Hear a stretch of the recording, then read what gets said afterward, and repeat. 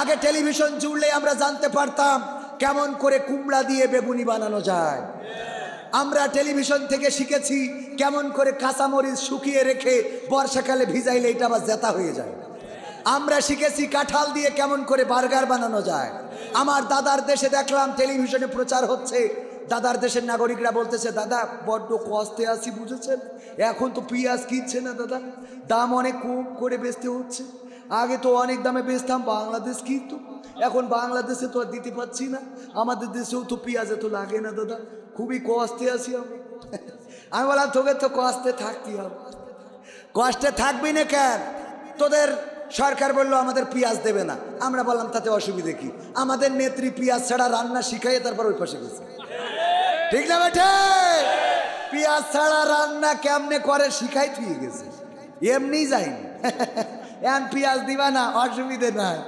তোমরা যদি গরু না দাও তাও অসুবিধা নাই, কারণ আমরা কাঁঠাল দিয়ে তো গোস্ত খাই। ঠিক না বেটি? কাঁঠাল দিয়ে গোস্তের অভাব পূরণ করি, সুতরাং টেনশনের কোনো কারণ নাই। এই গোস্ত কে দিয়েছে? সমস্যা আছে না নাই?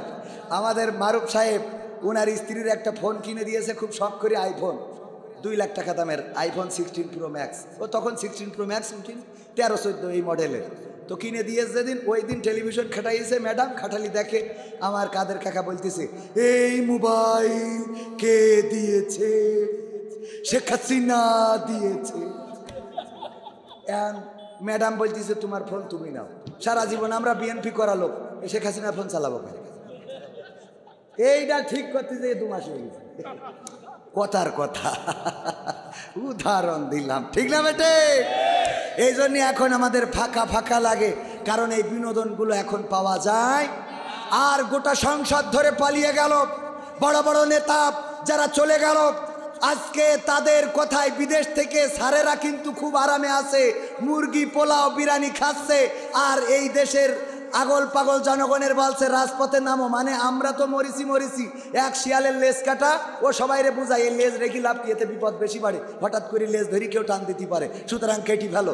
ওরা দেখছে আমরা যেহেতু দেশে নাই, কিছু ভালো তো এখনো আছে যারা আগে কোনো অনিষ্ট করিনি, ঝামেলা করিনি, ওদেরকেও রাস্তায় নামাচ্ছে যে তোরা এখন ঝামেলা কর, যাতে তোরা এখানে না থাকতে পারে।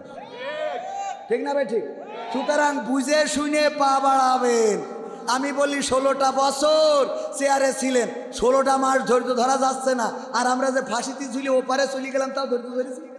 গতকালকের বক্তৃতায় বুঝেছেন গাজীপুরের মেয়র জাহাঙ্গীর যেটা বলেছে সেটা প্রমাণ করে, এটা বলানোর চেষ্টা করা হচ্ছে যে দিনের ঢাকাতে যদি আমরা ঘুরতে না পারি তাহলে রাতের ঢাকায় কাউকে ঘুমাতে দেব না।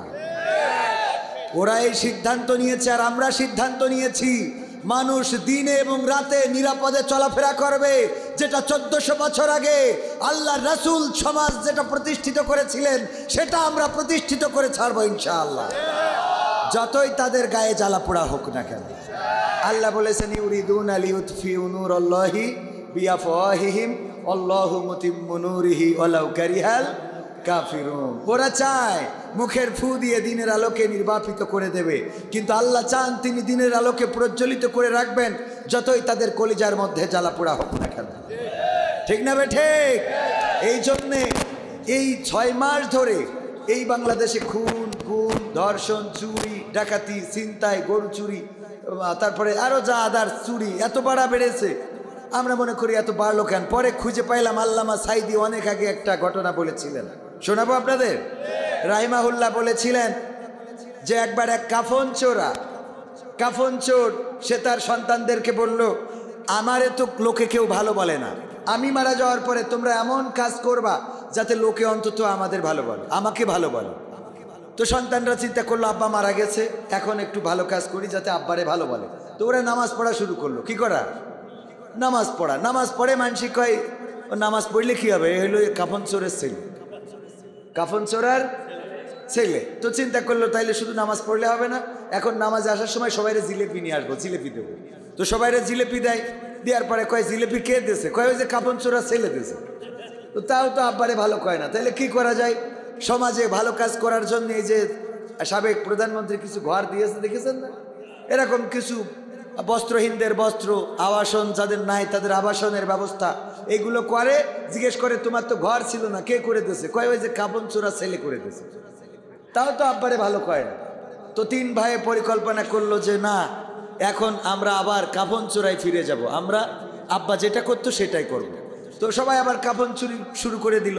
দেওয়ার পরে লোকেরা বলে কাফন চোরের ছেলে কাফন চোর হয়েছে, তাও তো আব্বারে ভালো বলে না। বলে এরপরে সিদ্ধান্ত নিল ঠিক আছে, এখন আর শুধু কাফন চুরি করব না, এখন যেটা করব সেটা হলো কাফন চুরি করব তো করব, এই লাশটারে তুলে পাশার মধ্যে বাঁশ দিয়ে কুমিল্লার চৌরাস্তায় টানায় রাখবো। এরপরে যখন কবর থেকে কাফন চুরি করতো সাথে লাশটা উঠাইতো, এটার একটা বাঁশ ভরে দিয়ে আপনাদের কুমিল্লার চৌরাস্তায় বা 0 পয়েন্টে মোটামুটি টানায় রাখতো। মানুষে বলা শুরু করলো এর থেকে তো এদের আব্বা ভালো ছিল। কথা কি বোঝা গেছে? এদের থেকে তো এদের আব্বা ভালো ছিল। তখন ওরা বলতেছে যাক আলহামদুলিল্লাহ, আজকে আমরা সাকসেস। আব্বারে তো ভালো বলেছে, ঠিক না? তো এখন আমাদের দেশে খুন, গুম, ধর্ষণ, চুরি, মারামারি অনেক কিছু বাড়ানো হয়েছে এবং এটা বাড়িয়েছে পরিকল্পিতভাবে, যাতে করে অন্তত মানুষেরা এটা বলতে পারে আগেই তো ভালো ছিলাম। ঠিক না বেঠে? কথা কি বোঝা গেছে? ওই আগেই ভালো থাকা আর এখন ভালো রাখা দুটোর মধ্যে অনেক তফাৎ। আমাদের সব, আমি মাঝে মাঝে উদাহরণ দিতে যেয়ে বলি, স্ত্রীরে সব দিলেন কিন্তু রাত্রে স্ত্রীর কাছে ঘুমান না, এই বউ থাকবে? তো আমাদের মেট্রো রেল দেন, পদ্মা সেতু দেন, রাস্তা দেন, কলকারখানা দেন, ব্রিজ দেন, কিন্তু আমাদের কথা বলার স্বাধীনতা দেন নাই। এই জন্যেই বাংলাদেশের মানুষ সিদ্ধান্ত নিয়েছে, যাদের হাতে রক্ত লেগে আছে পিলখানার দেশপ্রেমিক সেনা অফিসারদের, যাদের হাতে রক্ত লেগে আছে জামাতের নেতৃবৃন্দের, যাদের হাতে রক্ত লেগে আছে বিএনপির নেতা পর্যায়ের মানুষের, যাদের হাতে রক্ত লেগে আছে ছাত্র জনতার, যাদের হাতে রক্ত লেগে আছে আমার আলেম ওলামার তাওহীদি জনতার, যারা খুন করেছে, গুম করেছে, ধর্ষণ করিয়েছে, চুরি করিয়েছে, ছিনতাই করিয়েছে, চাঁদাবাজি করিয়েছে, এই বাংলাদেশকে একটি মগের মুল্লুক বানিয়েছে, বাংলাদেশের মানুষ সিদ্ধান্ত নিয়েছে তাদের এই বাংলাদেশে রাজনীতি করার ন্যূনতম কোনো অধিকার নাই।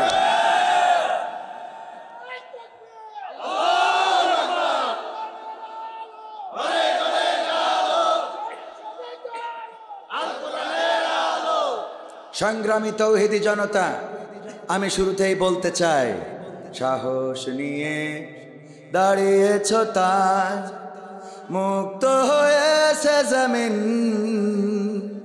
সাহস করে দাঁড়ালে আর একবার কায়েম হয়ে যাবে দিন।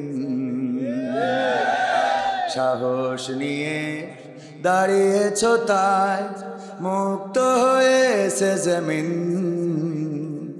সাহস করে দাঁড়ালে আর একবার কায়েম হয়ে যাবে দিন।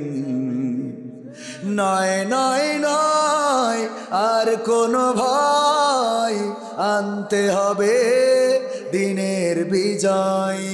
নয় নয় নয় আর কোনো ভয়, আনতে হবে দিনের বিজয়, দিনের বিজয়। যারা ভেবেছিল ছাড়বে না আর ক্ষমতার ওই মাসনদ, দেখেছে তারা রবের পাকড়াও কি করে করে নাস্তানাবুদ। যারা ভেবেছিল ছাড়বে না আর ক্ষমতার ওই মাসনদ, দেখেছে তারা রবের পাকড়াও কি করে করে নাস্তানাবুদ। তাই নয় নয় নয় আর কোনো ভয়, আনতে হবে দিনের বিজয়, দিনের বিজয়। মানুষের সাথে যারা করেছে দুশ্মনী, করেছে বাড়াবাড়ি, দেশের বুকে তাদের হয়নি তো জায়গা, যেতে হলো মামার বাড়ি।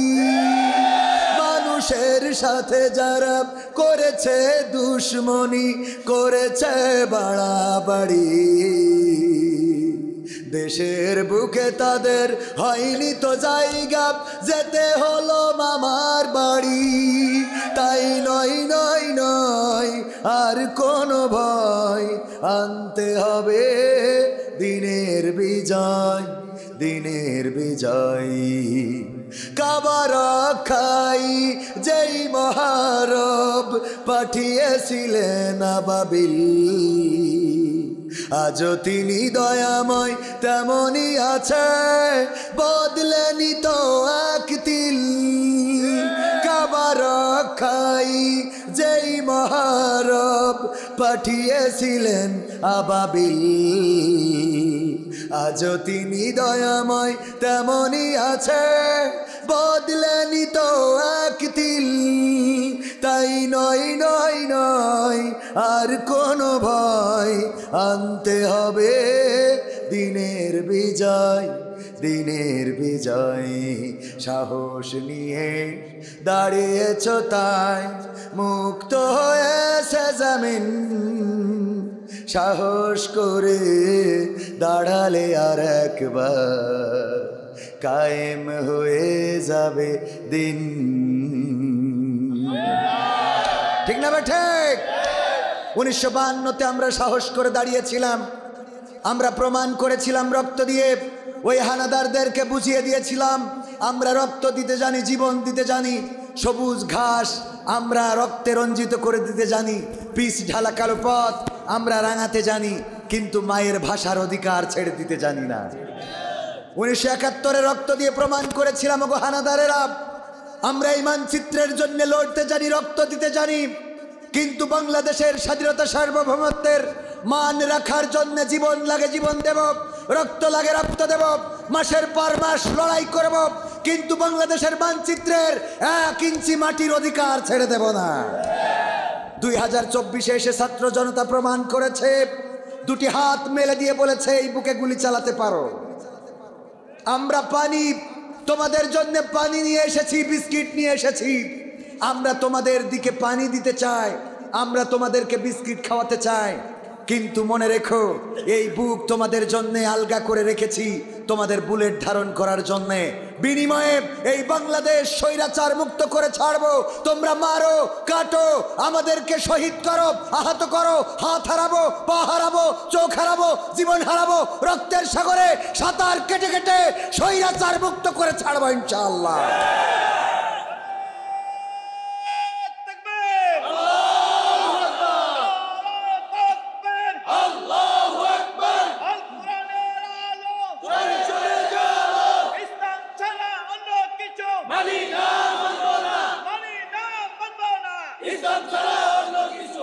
সংগ্রামী তাওহীদি জনতা, আমরা 1952-তে দেখিয়েছি, 71-এ দেখিয়েছি, 2024-এ দেখিয়েছি, এখনো লড়াই থেমে যায় নাই।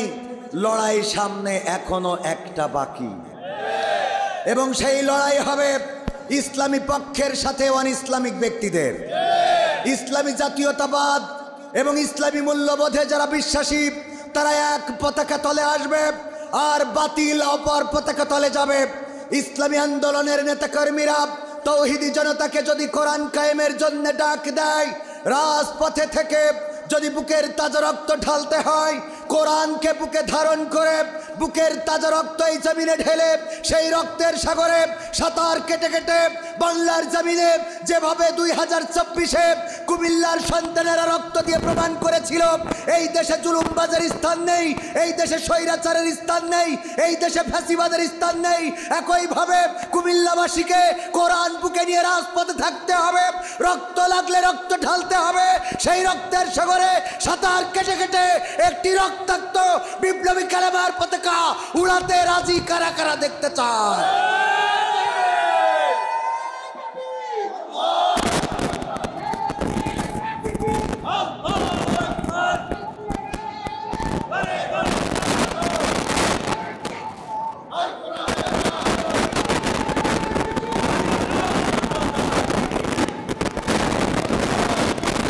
সংগ্রামী তাওহীদি জনতা, ছাত্র জনতা যেভাবে নেমেছিল দল মত নির্বিশেষে, এমনকি ধর্মীয় রেষারেষি ভেদাভেদ সব কিছু ভুলে একইভাবে কোরআনকে বুকে নিয়ে রাজপথে নামতে রাজি আছেন? আমাদের বক্তব্য হলো, কোরআন তো কোনো দলের নয়। দলের অনেকেই মনে করে হুজুররা এসে মনে হয় জামাতে ইসলামের কথা বলে, চরমনাই ইসলামের, তাবলিগি ইসলামের। মোটেও নয়।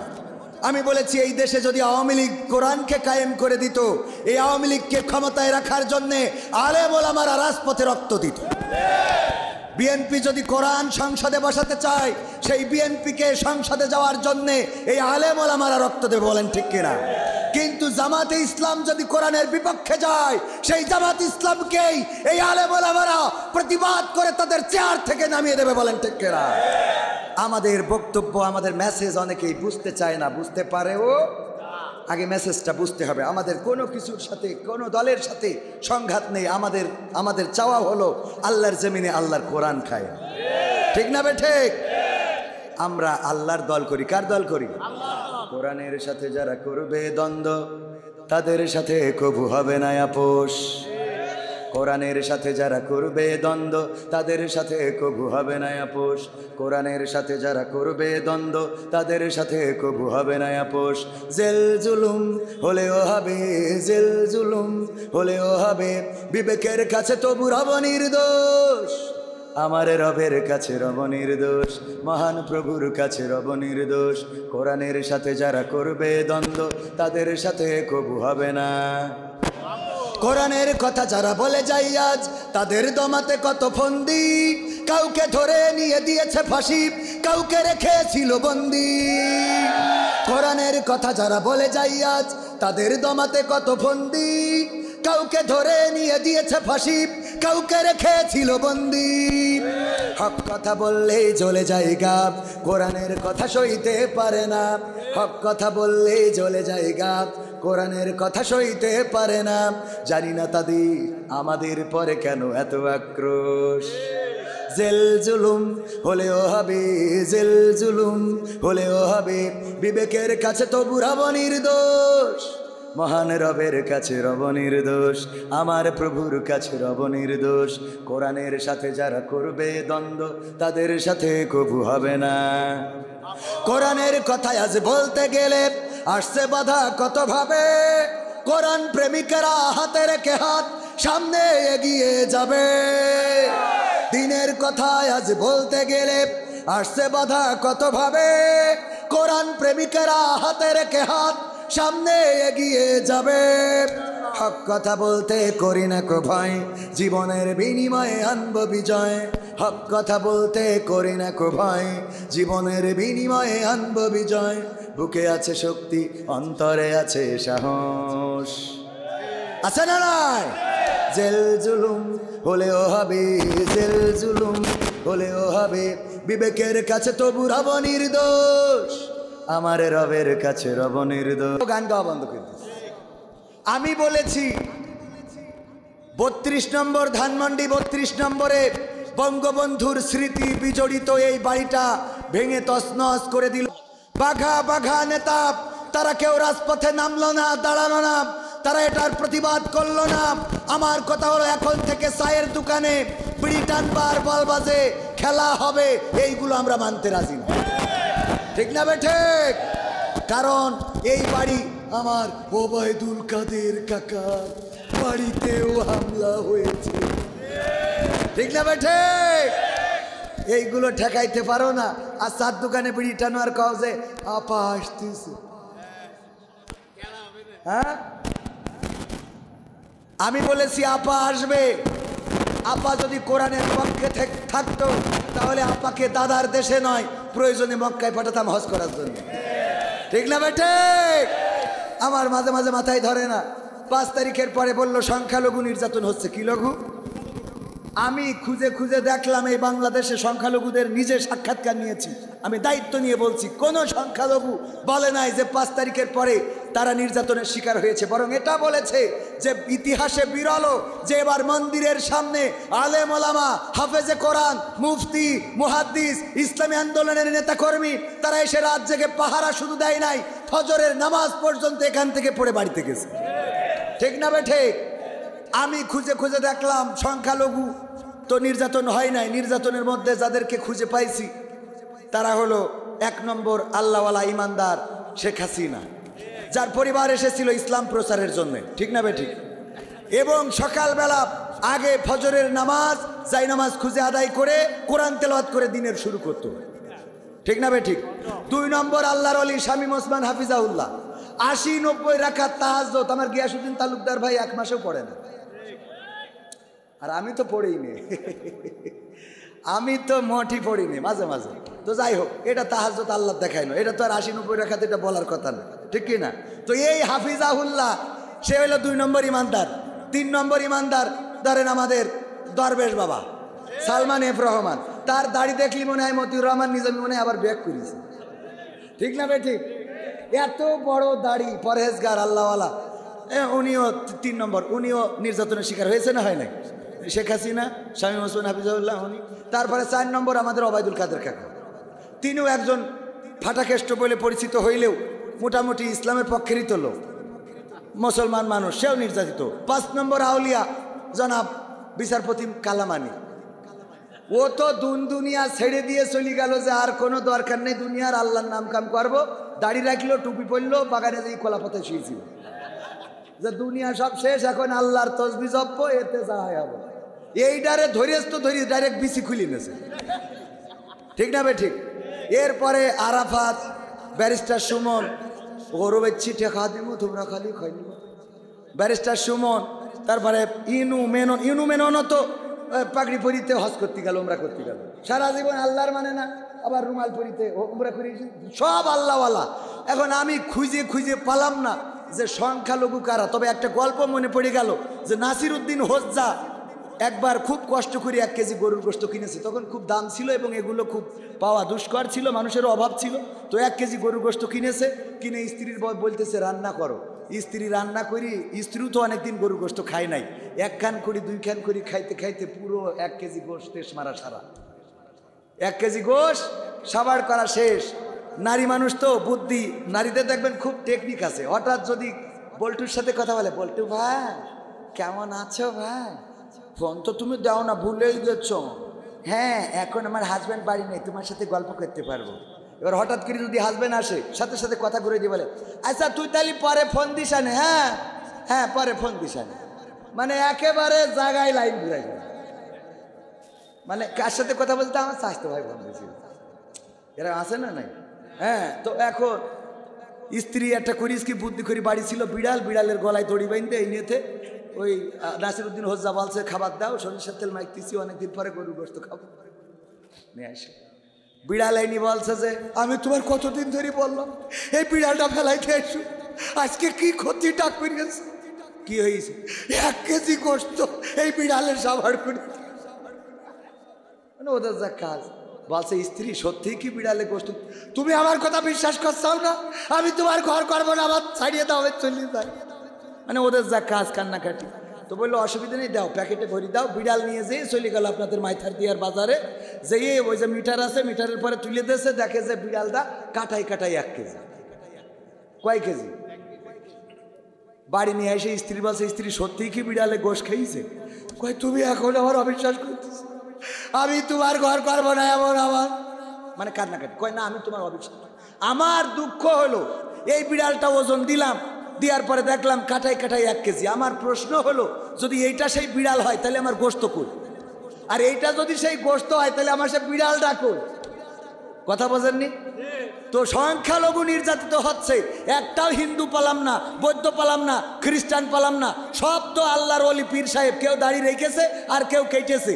এই লোকগুলো নির্যাতিত হয়েছে। তাই এরা যদি সংখ্যালঘু হয় তাহলে সে তাহাজ্জুদ গুজারি রাখুক, আর এরা যদি তাহাজ্জুদ গুজারি হয় তাহলে নির্যাতন হচ্ছে সংখ্যালঘু, সে তা রাখুক। আমার কথা কি বুঝতে পারিছেন? কোরআন পড়তে ভালো লাগে, কোরআন শুনতে ভালো লাগে, কোরআন জানতে ভালো লাগে, কোরআন মানতে ভালো লাগে না, ঠিক না বেঠে? কোরআন পড়তে ভালো লাগে, কোরআন শুনতে ভালো লাগে, কোরআন জানতে ভালো লাগে, কোরআন মানতে ভালো লাগে না। নামাজেতে পড়লে কোরআন মনটা শীতল হয়, কারির তেলাওয়াত শুনিলে প্রাণ জুড়িয়ে যায়। নামাজেতে পড়লে কোরআন মনটা শীতল হয়, কারির তেলাওয়াত শুনিলে প্রাণ জুড়িয়ে যায়। সেই কোরআনের ব্যাখ্যা দিলে কলিজাতে আগুন জ্বলে, সেই কোরআনের ব্যাখ্যা দিলে অন্তরেতে আগুন জ্বলে। বিরোধিতাও চলে কেন তা জানি না। কোরআন পড়তে ভালো লাগে, কোরআন শুনতে ভালো লাগে, কোরআন জানতে ভালো লাগে, কোরআন মানতে ভালো লাগে। কোরআন পড়ে দেখতাম ওরা শুরু করতো দিন, তারাই আবার চাইতো না দেশে কোরআনের আইন। কোরআন পড়ে দেখতাম ওরা শুরু করতো দিন, তারাই আবার চাইতো না দেশে কোরআনের আইন। এটা যে কেমন নীতি, তাই তো এ দুর্গতি, করছে মোদের ক্ষতি কেন তা বুঝি না। কোরআন পড়তে ভালো লাগে, কোরআন শুনতে ভালো লাগে, কোরআন জানতে ভালো লাগে, কোরআন মানতে ভালো লাগে না। কোরআন বুকে চুমু খাওয়ার লোকের নাই অভাব, সেই কোরআনের বিরোধিতা আবু জাহেলের স্বভাব। এখনো এই জাতি আছে না নাই? অনেকেই কোরআনের সাথে রাজনীতির সম্পর্ক খুঁজে পায় না। আমিও বলি, আমিও রাজনীতির সম্পর্ক কোরআনের সাথে পাই নাই। আপনারা কি আমার কথার সাথে একমত? কয় না। এ কোরআনের রাজার নীতি তো না, এর এতে আছে আল্লাহর নীতি। কার নীতি? কথা যা বলেছে সেটা ঠিক, ঠিক না ভাই? ঠিক। কোরআনের সাথে কোনো রাজার নীতির সম্পর্ক নাই, কোরআনের সাথে কোনো বাদশার নীতির সম্পর্ক নাই। কোরআনে তো সেই নীতি যে রাজার রাজা, যে বাদশার বাদশাহ, এই পৃথিবী আসমান জমিন তার মধ্যকার যিনি সব কিছু সৃষ্টি করেছেন, সেই মহান রবের নীতি এই কোরআনের মধ্যে। রাজার নীতি নয়, রাজার উপরে যিনি আছেন, রাজাকে যিনি রাজা বানান, সেই রাজার নীতি এই কোরআনে আছে। বলেন ঠিক কিনা? সুতরাং কথা ভুল বলেন, ভালো করে বুঝবি। হ্যাঁ, কোরআন বুকে চুমু খাওয়ার লোকের নাই অভাব, সেই কোরআনের বিরোধিতা আবু জাহেলের স্বভাব। মানবা সুবিধা মতো তাই এই বুকে ক্ষত। এরম আছে না নাই? মানে সুবিধা মতো মাঝে মাঝে একটু মাথায় আছে না নাই? মিলাদ পড়তে আগেও আল্লাহর ওলিরা এরম ছিল, হিজাব পড়তো ভোটের সময়, আর ভোট হয়ে গেলি যে এই দাদার দেশে কথা কয় না, ঠিক না বেঠে? কোরআন বুকে চুমু খাওয়ার লোকের নাই অভাব, সেই কোরআনের বিরোধিতা আবু জাহেলের স্বভাব। মানবা সুবিধা মতো তাই এই বুকে ক্ষত, দেখলে এমন কিছু সইতে পারি না।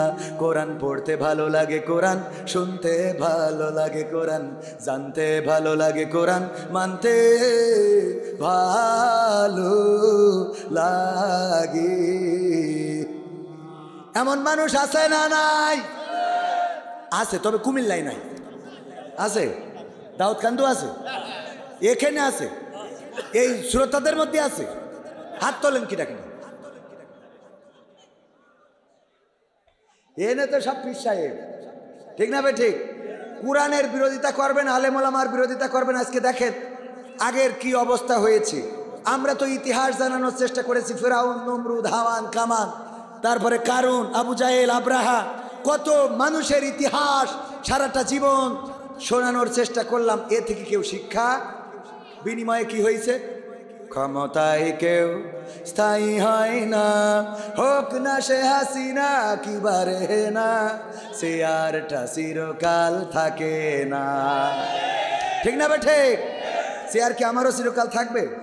গিয়াসউদ্দিন তালুকদার ভাই যদি চেয়ারম্যান হয়, উনি যদি চেয়ার ধরে, উনারও চিরকাল থাকবে? যদি আমার কাউসার ভাই মেম্বার হয়, উনি যদি চেয়ার পায়, উনার কি চেয়ার চিরকাল থাকবে? আমার আক্তার ভাই ডিয়া ডুলু ডুডু মালয়েশিয়া সায়ামিয়া দায়িত্বশীল দিয়া, হ্যাঁ ডিয়া সায়ামিয়া দায়িত্বশীল, ডুলু ডুডু মালয়েশিয়া সেপা সেপা আডা আসেনি, আডা orang ডুলু ডুডু Malaysia angkat tangan angkat tangan. Ramai orang dulu Malaysia, alhamdulillah. হ্যাঁ, এই তো দুই ভাই আমার মালয়েশিয়ায় আমরা একসাথে রুকন ছিলাম, মেম্বার ছিলাম। উনি আমার দায়িত্বশীল ছিলেন, উনিও আমার দায়িত্বশীল ছিলেন, আমি ওনাদের কর্মী ছিলাম। এই যে সাক্ষী একেবারে প্রমাণ দিয়ে গেলাম। তো ভাইয়েরা আমার, এই কেন বলছিলাম এই কথা? ও, ক্ষমতার চেয়ার চিরদিন থাকে না। তো আক্তার ভাই যদি এমপি হয়, ধরে নেন, তো আক্তার ভাই এমপি হইলে কি চেয়ার চিরদিন থাকবে নাকি? থাকবে না। আমি এখানে বক্তা, আমার চেয়ার কি চিরকাল থাকবে? না, থাকবে না। এই চেয়ার ছেড়ে যাওয়াই লাগবে, আজ হোক কাল হোক। কি বল, কে আসবে? আসছেন, অতিথি আসছেন? হ্যাঁ, ও আমাদের শ্রদ্ধাভাজন ডাক্তার মারুফ খন্দকার, মারুফ হোসেন সাহেব। হ্যাঁ, উনি কয়েকদিন আগেও আমরা একসাথে যে তিতাসের মাহফিলে ছিলাম। অত্যন্ত ভালো মানুষ, এবং ওনার আব্বাও তো ডক্টর খন্দকার মোশাররফ হোসেন। ঠিক বলেছি তো? আপনাদের এলাকার লোক। আলহামদুলিল্লাহ, উনিও রাসূলের সুন্নাহ দাড়িটা আজকে পোস্টারে ব্যানারে দেখলাম, সুন্দর করে জামাত ইসলামের লোক মনে হচ্ছে। আল্লাহ কবুল করুন, বলেন আমিন। হ্যাঁ, সেদিন এক জায়গায় গেলাম, বিএনপির আয়োজনে মাহফিল। তো যেয়ে দেখি সব নেতারা, সব দাড়িওয়ালা। আমি বললাম, আপনাদের তো দেখতে সব জামাত ইসলাম, কি করে বিএনপি আপনাদের? আলহামদুলিল্লাহ, এই এক পতাকা তলে থাকেন, ভালো থাকেন, ভালো থাকেন। এটা ঠিক কি না? ইসলাম এবং ইসলামী জাতীয়তাবাদী শক্তি এক হইলে এই দেশ ভালোভাবে চলবে ইনশাআল্লাহ। আল্লাহ এক হওয়ার, নেক হওয়ার তৌফিক দান করুন, বলেন আমিন। ক্ষমতায় কেউ স্থায়ী হয় না, হোক না সে হাসিনা কি বারে না, সে আরটা চিরকাল থাকে না। ক্ষমতায় কেউ স্থায়ী হয় না, মুজিবুর বেশি দিন থাকেনি, জিয়াউর কেউ তো রাখেনি। এরশাদ চলে গেছে পৃথিবী ছেড়ে, এরশাদ চলে গেছে পৃথিবী ছেড়ে, কেউ আজ তার কথা কয় না। ক্ষমতায় কেউ স্থায়ী হয় না। হাসিনা ক্ষমতা ধরে রাখতে আয়না ঘর বানিয়েছিল, জনগণের রোষানলে দাদার দেশে পালিয়ে গেল। হাসিনা ক্ষমতা ধরে রাখতে আয়না ঘর বানিয়েছিল, জনগণের রোষানলে দাদার দেশে পালিয়ে গেল। পাশে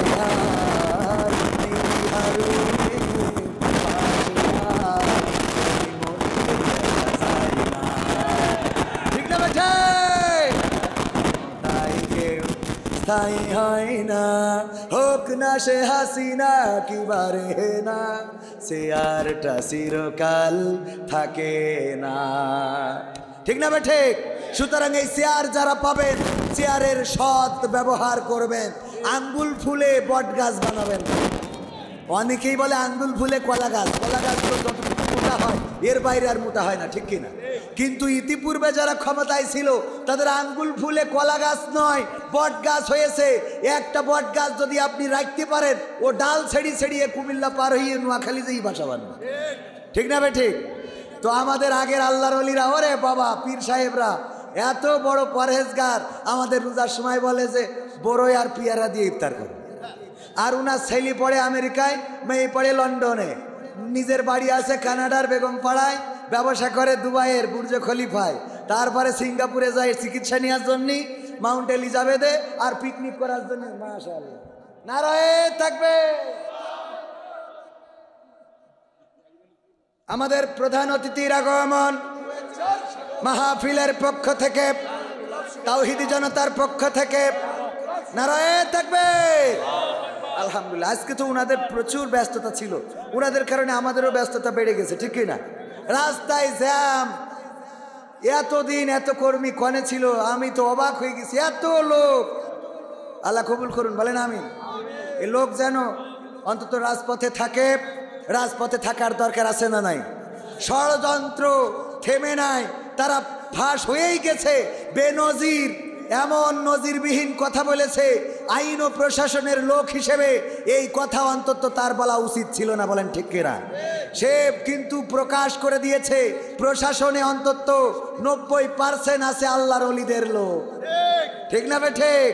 বলেছে তারা সামনে থাকবে, শুধু রাজপথে নামা দরকার, তার জন্য কাজ চলছে।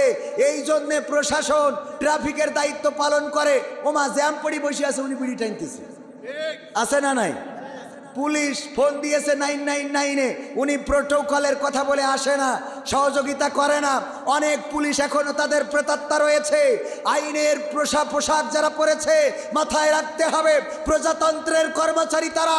আমাদের রক্ত ঘাম পানি করা টাকায় আমরা তাদের মাসে মাসে বেতন দিই, আমাদের টাকায় তারা বেতন এবং ভাতা পায়। সুতরাং জনগণের নিরাপত্তা দিতে ব্যর্থ হলে এই জাতীয় প্রশাসনকে বাংলাদেশে আশ্রয় দেওয়া হবে না, দাদার দেশে পাঠিয়ে দেওয়া হবে।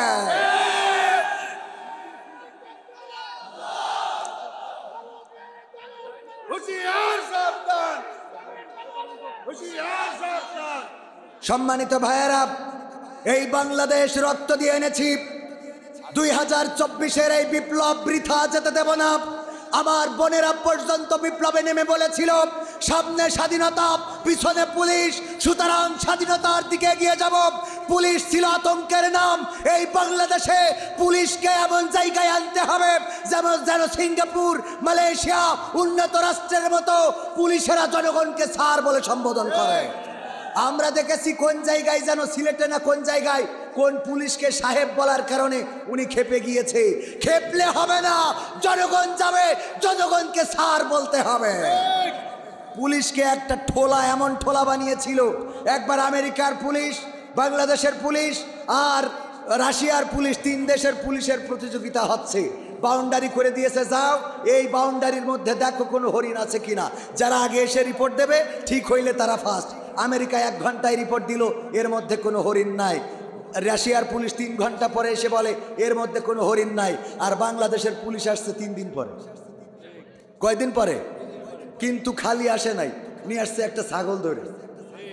বলল কি ব্যাপার, তোমরা আসলে 3 দিন লেগে গেল কেন? কয় যেই বাউন্ডারির মধ্যে আমাদের পাঠাইছেন এই বাউন্ডারি তো হরিণ, তো হরিণের বাচ্চাও না। কয় এটা তো আমেরিকা 1 ঘন্টায় বুঝেছে, রাশিয়া 3 ঘন্টায় বুঝেছে, তোমাদের 3 দিন লেগে গেল কেন? বললো লাগলো কি আর সাধে, হরিণ যখন নাই আমরা চিন্তা করলাম কি করা যায়। আজ 3 দিন ধরে ছুটাছুটি করে এই বনের মধ্যে একটা ছাগল পেয়েছি, এটারে ধরে আনছি। কয় ছাগল কি করতাম? কয় ছাগল কি করবেন, আপনি তো হরিণ খুঁজতে পাঠাইছেন, তো হরিণ যেহেতু নাই ছাগল আনছি, এইটারে 15 দিন রিমান্ড দেখি দেন, ও রিমান্ডে যেয়ে নিজেই বলবে আমি হরিণ। কথা কি বোঝা গেছে? কিছু হইলেই কে কি করলো কে কি করে নাই মামলা ডক্টর খন্দকার মারুফ সাহেবের নামে আছে না নাই? জামাত বিএনপির নামে আছে না নাই? কিছু হইলেই গাদার তলে বোমা, এটা বিএনপি জামাতের কাজ, ঠিক না ঠিক? যা কিছু হোক, কোনো যাচাই বাছাই তদন্ত ছাড়াই। আর পুলিশও দেখে, জিজ্ঞেস করে আসলে কি এটা খন্দকার মোশাররফ হোসেনের ছেলে এই কাজটা করেছে? ভাই আমি বলা লাগবে না, রিমান্ড 15 দিন দেন, দেখেন ও নিজেই বোঝেননি। কথা কি বোঝা গেছে? এই পুলিশ বাহিনী বাংলাদেশের জনগণ চায় না।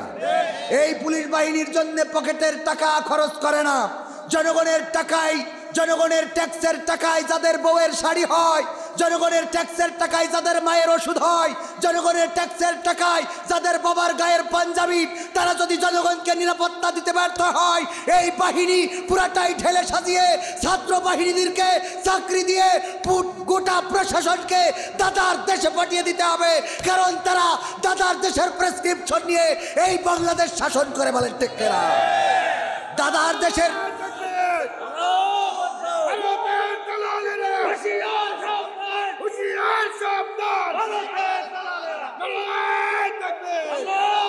দাদার দেশের প্রেসক্রিপশনে আর বাংলাদেশ চলবে না।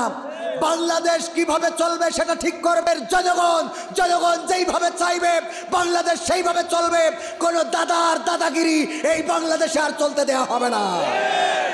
এমপিরা সব কোথায় গেল, মন্ত্রীরা সব কোথায় গেল, কোথায় কাদের কাকা? ওবায়দুল কাদের কোথায় গেল, এমপিরা সব কোথায় গেল, কোথায় কাদের কাকা, তাদের সারা দেশটা এখন লাগে ফাঁকা ফাঁকা। পালাবো না, পালাবো না, প্রয়োজন হলে ফখরুলের বাসায় গিয়ে উঠব। ঠাকুরগাঁওয়ে বাসা আছে না, জায়গা দেবে? জায়গা তো দিত হয়তো, কিন্তু যাই না। আমি ঠাকুরগাঁও যে খোঁজ নিয়েছিলাম, ওখানে যাই না। এমপিরা সব কোথায় গেল, মন্ত্রীরা সব কোথায় গেল, কোথায় কাদের কাকা, তাদের সারা দেশটা এখন লাগে ফাঁকা ফাঁকা, ওদের সারা দেশটা এখন লাগে ফাঁকা ফাঁকা। পালাবে না, পালাবে না, পালাবে না, পালাবে না, যাই না তবু দেখা, তাদের সারা দেশটা এখন লাগে ফাঁকা ফাঁকা, ওদের সারা দেশটা এখন লাগে ফাঁকা ফাঁকা। আইন মন্ত্রী আটকে গেল আইনেরই ফাঁকে, দাড়ি ছাড়া দরবেশের ভণ্ড ভণ্ড লাগে। আইন মন্ত্রী আটকে গেল আইনেরই ফাঁকে, দাড়ি ছাড়া দরবেশের ভণ্ড ভণ্ড লাগে। শুনছি কত নেতা নেত্রী খাইতেছে ভাই ডান্ডা, বিচারপতি কালামানিকের ফাটিয়েছে আন্ডা। পলকেরও ঝলক গেল, পলকেরও ঝলক গেল থামিয়ে নেটের চাকা, তাদের সারা দেশটা এখন লাগে ফাঁকা ফাঁকা, সারা দেশটা এখন লাগে ফাঁকা ফাঁকা। কই গেল সেই সংসদেতে মমতাজের গান, কোথায় গেল হজরত বলা স্বামী ওসমান। খেলা হবে, খেলা হবে। কই গেল সেই সংসদেতে মমতাজের গান, কোথায় গেল হজরত বলা স্বামী ওসমান। ইনু মেনন দিকু মনি আছে কারাগারে, পাপ করিলেও পাপ কখনো ছাড়ে কি আর তারে। কোথায় গেল স্পিকারের, কোথায় গেল স্পিকারের দৃষ্টি আঁকা বাঁকা, তাদের সারা দেশটা এখন লাগে ফাঁকা ফাঁকা, ওদের সারা দেশটা এখন লাগে ফাঁকা ফাঁকা। কোথায় গেল আরাফাত আর ব্যারিস্টার সুমন, কথা বলার সময় তারা করেনি ওজন। মুরগি কবির খাইছে ধরা, জাফর কোথায় আছে, গোপনে কি সেও গেল মোদি দাদুর কাছে। কোথায় গেল এস আলমের, কোথায় গেল এস আলমের কাড়ি কাড়ি টাকা, তাদের সারা দেশটা এখন লাগে ফাঁকা ফাঁকা, ওদের সারা দেশটা এখন লাগে ফাঁকা। লাগে না, লাগে না? আগে টেলিভিশন জুড়লে আমরা জানতে পারতাম কেমন করে কুমড়া দিয়ে বেগুনি বানানো যায়। আমরা টেলিভিশন থেকে শিখেছি কেমন করে কাঁচামরিচ শুকিয়ে রেখে বর্ষাকালে ভিজাইলে এটা আবার জেতা হয়ে যায়। আমরা শিখেছি কাঁঠাল দিয়ে কেমন করে বার্গার বানানো যায়। আমার দাদার দেশে দেখলাম টেলিভিশনে প্রচার হচ্ছে, দাদার দেশের নাগরিকরা বলতেছে, দাদা বড্ড কষ্টে আছি বুঝেছেন, এখন তো পেঁয়াজ কিনছে না দাদা, দাম অনেক কম করে বেচতে হচ্ছে। আগে তো অনেক দামে বেচতাম, বাংলাদেশ কিন্তু এখন বাংলাদেশে তো আর দিতে পারছি না, আমাদের দেশেও তো পেঁয়াজ এত লাগে না দাদা, খুবই কষ্টে আছি আমি। আমি বললাম তোকে তো কষ্টে থাকতে হবে। কষ্টে থাকবি না কেন? তোদের সরকার বললো আমাদের পেঁয়াজ দেবে না, আমরা বললাম তাতে অসুবিধে কি, আমাদের নেত্রী পেঁয়াজ ছাড়া রান্না শিখাইয়ে তারপর ওই পাশে গেছে। ঠিক না বেঠে? পেঁয়াজ ছাড়া রান্না কেমনে করে শিখাই তুই গেছে, এমনি যাইনি। এখন পেঁয়াজ দিবা না, অসুবিধে নাই। তোমরা যদি গরু না দাও তাও অসুবিধা নাই, কারণ আমরা কাঁঠাল দিয়ে তো গোস্ত খাই। ঠিক না বেটি? কাঁঠাল দিয়ে গোস্তের অভাব পূরণ করি, সুতরাং টেনশনের কোনো কারণ নাই। এই গোস্ত কে দিয়েছে? সমস্যা আছে না নাই?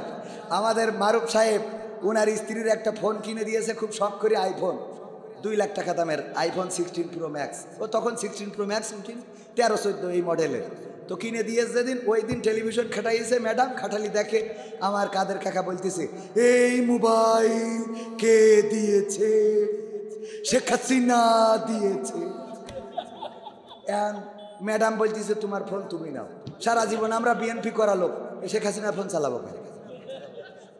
এইটা ঠিক করতে যে 2 মাস হয়ে গেছে। কথার কথা উদাহরণ দিলাম, ঠিক না বেটে? এই জন্য এখন আমাদের ফাঁকা ফাঁকা লাগে, কারণ এই বিনোদনগুলো এখন পাওয়া যায়।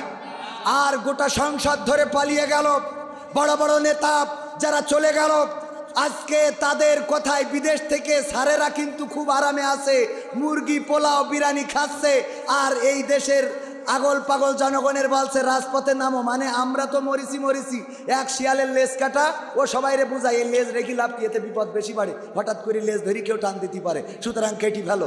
ওরা দেখছে আমরা যেহেতু দেশে নাই, কিছু ভালো তো এখনো আছে যারা আগে কোনো অনিষ্ট করিনি, ঝামেলা করিনি, ওদেরকেও রাস্তায় নামাচ্ছে যে তোরা এখন ঝামেলা কর যাতে তোরা এখানে না থাকতে পারে, ঠিক না ভাই? ঠিক।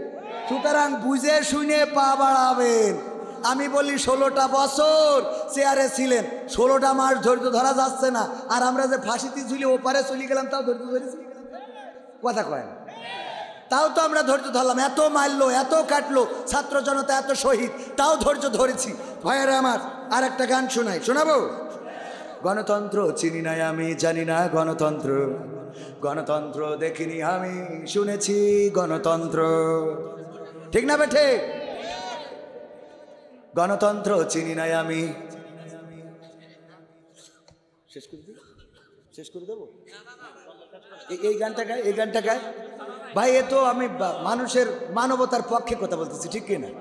জনগণের পক্ষে, মানুষের পক্ষে, মানবতার পক্ষে দাঁড়ানো মানুষগুলো।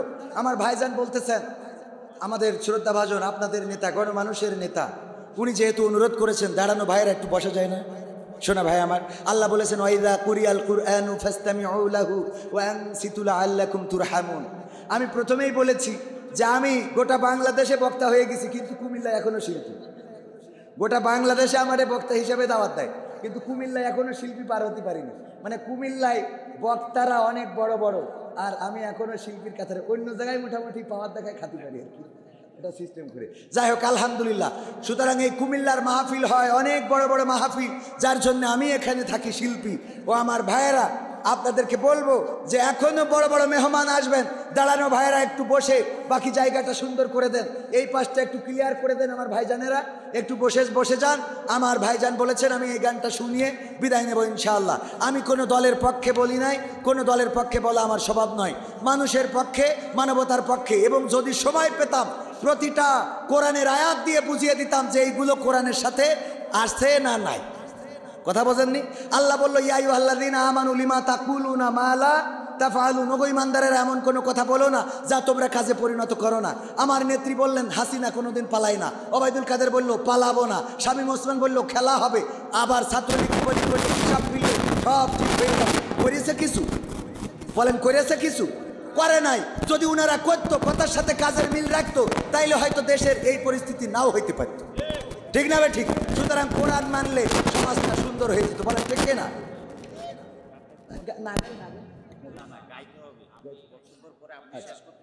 আচ্ছা আচ্ছা, এই গানটা গেয়েছে, এটা গণতন্ত্র চিনি নাই আমি, জানি না গণতন্ত্র, গণতন্ত্র দেখিনি আমি, শুনেছি গণতন্ত্র। শুনেছিলাম আমি বাংলাদেশে গণতান্ত্রিক রাজা, যখন যারে মনে চেয়েছে ধরে দিয়েছে সাজা। শুনেছিলাম আমি বাংলাদেশে গণতান্ত্রিক রাজা, যখন যারে মনে চেয়েছে ধরে দিয়েছে সাজা। কাউকে দিয়েছে ফাঁসির দণ্ড, রেখেছে আয়না ঘরে, কাউকে আবার লাশ বানিয়ে ভাসিয়েছে সাগরে। কাউকে দিয়েছে ফাঁসির দণ্ড, রেখেছে আয়না ঘরে, কাউকে আবার লাশ বানিয়ে ভাসিয়েছে সাগরে। করেছে এসব কিসের জোরে? ছিল কি দাদার মন্ত্র? কেমন গণতন্ত্র ছিল, কেমন গণতন্ত্র, গণতন্ত্রের আড়ালে ছিল দাদার ষড়যন্ত্র। কেমন গণতন্ত্র ছিল, কেমন গণতন্ত্র, গণতন্ত্রের আড়ালে ছিল মোদির ষড়যন্ত্র। শুনেছি আগে নির্বাচনে লাগতো টাকার নোট, দেখেছি আমরা ভোট করিতে লাগেনি কোনো ভোট। লেগেছে? এক দাঁত চাচা গিয়েছেন ভোট দিতে, ভোটের মাঠে যাওয়ার পরে বলতেছে চাচা কি খবর? বাপু এসেছি ভোট দেব বইলে। কয় আপনার ভোট তো দিয়াই গেছে চাচা। কি করিয়ে দেওয়া হইল হাগো? আমি তো সকালেই রওনা দিলাম। কয় রওনা দিয়েছেন কখন? ফজর পড়েই তো বাপু আসলাম। কয় আমরা তো সে তাহাজ্জুদ পড়ি কাম ছিল। আপনি তো ফজর পড়ি বের হয়েছেন, সে তো তাহাজ্জুদ পড়ি কাজ সারা শেষ। ও বাপু তা হয়ে গেছে, তাহলে ভোট দিয়া গেছে। চাচা চলি যাচ্ছে, ডাক দিয়ে বলে চাচা শোনেন, আবার চাষিরে যেন পাঠাইয়েন না। কেন? তোমার চাষিও ভোট দিয়েছে? হ্যাঁ চাষিও দিয়েছে। গো কত বড় নেব খারা, কার সাথে সংসার করিয়েছি গো আল্লাহ, তুমি ওর সাথে আমার জান্নাতেও রাখো না। চাচা এত রাগ কেন? চাষির পরে রাগ হবে না কেন বাবা? আজ মরি গেছে 12টা বছর হইল, তা তুই এসে হাসিনার ভোট দেখেছিস, তা আমার সাথে দেখা করিয়ে যাবি না? শুনেছি আগে নির্বাচনে লাগতো টাকার নোট, দেখেছি আমরা ভোট করিতে লাগেনি কোনো ভোট। ভোটের আগে পাশ হয়েছে মন্ত্রী মিনিস্টার, লাগেনি মিছিল, লাগেনি মিটিং, লাগেনি তো পোস্টার। ভোটের আগে পাশ হয়েছে মন্ত্রী মিনিস্টার, লাগেনি মিছিল, লাগেনি মিটিং, লাগেনি তো পোস্টার। নির্বাচন কমিশন ছিল ইন্ডিয়ান গণতন্ত্র। কেমন গণতন্ত্র ছিল, কেমন গণতন্ত্র, গণতন্ত্রের আড়ালে ছিল রয়ের ষড়যন্ত্র। কেমন গণতন্ত্র ছিল, কেমন গণতন্ত্র, গণতন্ত্রের আড়ালে ছিল দাদার ষড়যন্ত্র। বিরোধী দল যারা সংসদে ছিল তারা ছিল পোষা ময়না, দেশে জলে পুড়ে হয়েছিল ছাই তবুও তো কিছু কয় না। বিরোধী দল যারা সংসদে ছিল তারা ছিল পোষা ময়না, দেশ জলে পুড়ে হয়েছিল ছাই তবুও তো কিছু কয় না। শাসনে ছিল না সততা নিষ্ঠা, বিচারের ছিল না মান, সংসদে বুঝি তাই শোনা যেত মমতাজের গান। শাসনে ছিল না সততা নিষ্ঠা, বিচারের ছিল না মান, সংসদে বুঝি তাই শোনা যেত মমতাজের গান। বিরোধী দল নাই, ওটা তো ছিল ডিজিটাল ষড়যন্ত্র। কেমন গণতন্ত্র ছিল, কেমন গণতন্ত্র, গণতন্ত্রের আড়ালে ছিল দাদার ষড়যন্ত্র। কেমন গণতন্ত্র ছিল, কেমন গণতন্ত্র, গণতন্ত্রের আড়ালে ছিল মোদির ষড়যন্ত্র। নায়েবে রাসূল কোরআনের পাখি বলতো মানুষ যারে, 13টি বছর সেই মানুষের রেখেছিল কারাগারে। নায়েবে রাসূল কোরআনের পাখি বলতো মানুষ যারে, 13টি বছর সেই মানুষের রেখেছিল কারাগারে। দিনের কথা বলতে গেলেই করতো গ্রেফতার, ইসলামী বই কোরআন হাদিস করতো যে উদ্ধার। কোরআনের কথা বলতে গেলেই করতো গ্রেফতার, ইসলামী বই কোরআন হাদিস করতো যে উদ্ধার। ওসবে নাকি থাকতো লেখা নাশকতার মন্ত্র। কেমন গণতন্ত্র ছিল, কেমন গণতন্ত্র, গণতন্ত্রের আলে ছিল দাদার ষড়যন্ত্র। আমরা কি সেই গণতন্ত্র আর চাই? আমরা বাংলাদেশে এমন গণতন্ত্র চাই যেই গণতন্ত্র কায়েম হওয়ার পরে একজন ভ্যান চালক তার অধিকারের কথা বলতে পারবে, একজন রিক্সাওয়ালা, কুলি, মজুর, তাঁতি তার অধিকারের কথা বলতে পারবে, আলেম ওলামারা নির্বিঘ্নে তাদের মত প্রকাশ করতে পারবে, সাংবাদিকেরা তারা নির্বিঘ্নে তাদের কথা প্রচার করতে পারবে। এমন একটা বাংলাদেশ প্রত্যাশা করি যেখানে অন্যায় থাকবে না, চুরি, খুন, চাঁদাবাজি, রাহাজানি, হত্যা, ধর্ষণ সব বিলুপ্ত হয়ে যে একটি সোনার বাংলাদেশে পরিণত হবে। সেই বাংলাদেশ কারা কারা চান, দেখতে চায়?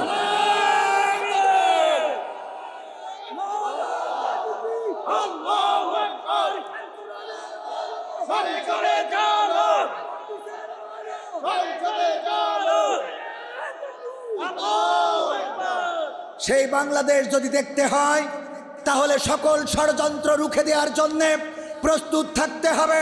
দিনের আলোতে শুধু নয়, রাতের অন্ধকারে পাহারা দিতে হবে।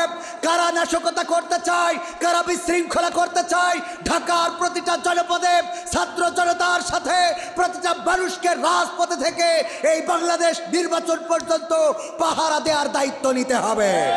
এবং যখন নির্বাচন আসবে, অবাধ, সুষ্ঠু, নিরপেক্ষ নির্বাচনের মাধ্যমে বাংলাদেশের জনগণের সরকার প্রতিষ্ঠিত করতে হবে। সেটা যদি করতে পারি তবেই এই দেশে শান্তি আসবে, তা না হলে শান্তি আসা সম্ভব নয়।